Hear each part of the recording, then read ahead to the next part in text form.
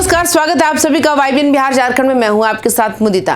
आज हम बात करने वाले हैं बिहार की सत्ता के भीतर चल रही सबसे दिलचस्प और तगड़ी राजनीति कहानी की। नई सरकार बनने के बाद से बीजेपी में एक अलग ही दौड़ शुरू हो गई है। सबसे बड़ा नेता कौन, किसकी पकड़ मजबूत, किसकी आवाज़ ज़्यादा भारी। एक तरफ है डिप्टी सीएम सम्राट चौधरी, जिनके बुलडोजर की गूंज पूरे बिहार में सुनाई दे रही है, और दूसरी तरफ है डिप्टी सीएम विजय कुमार सिन्हा, जो खनन विभाग में अवैध कारोबार पर ऐसे शिकंजा कस रहे हैं जैसे सालों से बेकाबू सिस्टम की नाक दबाने निकले हों। कहानी में दम भी है, ड्रामा भी है, और सत्ता के गलियारों में एक हल्का सा क्लैश भी। आइए पूरी कहानी विस्तार से समझते हैं। बिहार में नई सरकार बनने के बाद बीजेपी नेताओं में एक अनकही होड़ शुरू हो गई है कि कौन है बिहार बीजेपी का सबसे बड़ा चेहरा। पहला नाम सामने आता है सम्राट चौधरी का। उन्होंने जैसे ही गृह विभाग मिला, पूरा राज्य देख रहा है कि बुलडोजर किस रफ्तार से चल रहा है। जिस तरह यूपी में बुलडोजर एक राजनीतिक प्रतीक बन गया, ठीक उसी तरह बिहार में भी सम्राट चौधरी ने बुलडोजर को एक्शन का ब्रांड बना दिया। जहां भी अतिक्रमण दिखा, जहां भी अवैध निर्माण मिला, सम्राट जी का बुलडोजर पहुंच गया। यही वजह है कि अचानक पूरे बिहार में ये नैरेटिव बनने लगा कि सम्राट ही बिहार बीजेपी के सबसे बड़े नेता हैं। ये चर्चा बढ़ी तो स्वाभाविक है दूसरे डिप्टी सीएम विजय कुमार सिन्हा भी एक्टिव मोड में आ गए, क्योंकि राजनीति में जो दिखा वही टिकता है। विजय कुमार सिन्हा के पास एक खनन विभाग, और सब जानते हैं कि ये वो विभाग है जहां वैध से ज्यादा अवैध खेल चलता है। अवैध बालू, अवैध परिवहन, अवैध कारोबार, और सबसे खतरनाक इस पूरे नेटवर्क में शामिल कुछ अधिकारी और पुलिसकर्मी भी। नई सरकार बनने के बाद विजय सिन्हा ने बिल्कुल सीधा वार कर दिया। उनका बयान साफ और सख्त है। राज्य सरकार अवैध खनन और अवैध परिवहन में शामिल किसी भी व्यक्ति या अधिकारी को नहीं छोड़ेगी। पुलिस अगर मिली भगत में पाई गई तो तत्काल कार्रवाई होगी। उन्होंने ये भी बताया कि कई थाना क्षेत्रों में बिना नंबर प्लेट वाले बालू लदे ट्रैक्टर आराम से निकल रहे हैं। ये बेहद चिंताजनक है, इसलिए उन्होंने नए आदेश जारी किए। जिलों में विशेष अभियान चलेगा, संवेदनशील स्थान चिन्हित होंगे। छापेमारी सिर्फ औपचारिकता नहीं, पूरी ताकत से होगी। नंबर प्लेट विहीन वाहन दिखे तो जिम्मेदार अधिकारी पर कार्रवाई तय, मतलब एकदम क्लियर मैसेज। कारोबार बंद कर लो वरना हम कराएंगे। अब यहाँ कहानी दिलचस्प हो जाती है, क्योंकि बिहार में शायद पहली बार ऐसा हुआ है कि दोनों डिप्टी सीएम अलग अलग विभाग संभालते हुए एक दूसरे से ज्यादा एक्शन दिखाने की कोशिश कर रहे हैं। एक तरफ सम्राट चौधरी का बुलडोजर, दूसरी तरफ विजय कुमार सिन्हा का अवैध खनन पर शिकंजा। लोग पूछने लगे, क्या दोनों के बीच मुकाबला चल रहा है? क्या बीजेपी के भीतर पावर गेम है? कौन बनेगा बिहार का टॉप फेस? असल में राजनीति में ये सब स्वाभाविक है।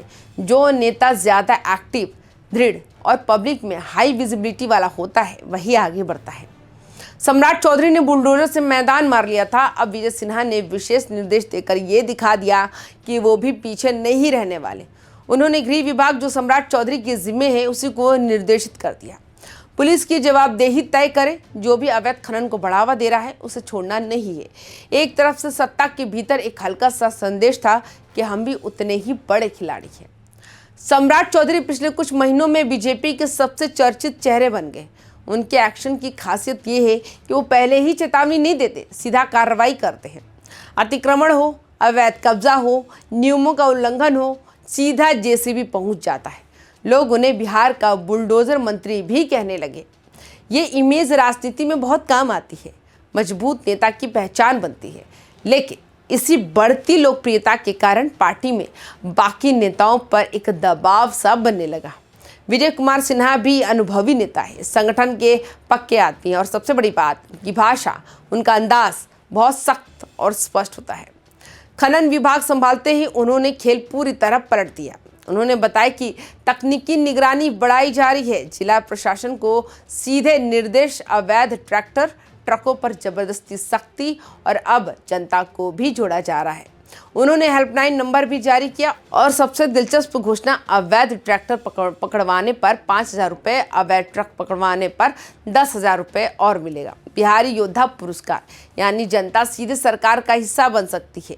ये कदम राजनीतिक रूप से भी बहुत प्रभावी है, क्योंकि इससे नेता की छवि बनती है, वो जनता के साथ मिलकर लड़ाई लड़ रहा है। अब सवाल उठता है, क्या ये सिर्फ विभागीय एक्शन है या इसके पीछे बीजेपी के अंदरूनी पॉलिटिक्स की भी कहानी छिपी है? कुछ राजनीतिक विश्लेषक कहते हैं कि दोनों नेता आगे बढ़ना चाहते हैं और बिहार बीजेपी का चेहरा बनना चाहता है। कुछ कहते हैं कि दोनों की तेजी स्वस्थ प्रतिस्पर्धा है और कुछ कहते हैं सम्राट और विजय दोनों ही अपने अपने रास्ते पर अपनी राजनीतिक इमेज गढ़ रहे हैं। सही बात शायद इनके बीच कही है। आज बिहार की जनता भी बदल चुकी है। बुलडोजर चलता है, अवैध खनन रुकता है, पुलिस जवाबदेह बनती है, अधिकारी डरते, सिस्टम सुधरता है तो जनता ताली बजाती है। लोग अब भाषण नहीं, सीधी कार्रवाई चाहते हैं। सम्राट की कार्रवाई उनको पसंद आती है, विजय सिन्हा की सख्ती भी उन्हें ठीक लगती है और यही कारण है कि दोनों नेताओं की ग्राउंड इमेज तेजी से बढ़ रही है। आने वाले दिनों में बिहार का पूरा राजनीतिक माहौल इन्हीं दो नेताओं की शैली से प्रभावित रहेगा।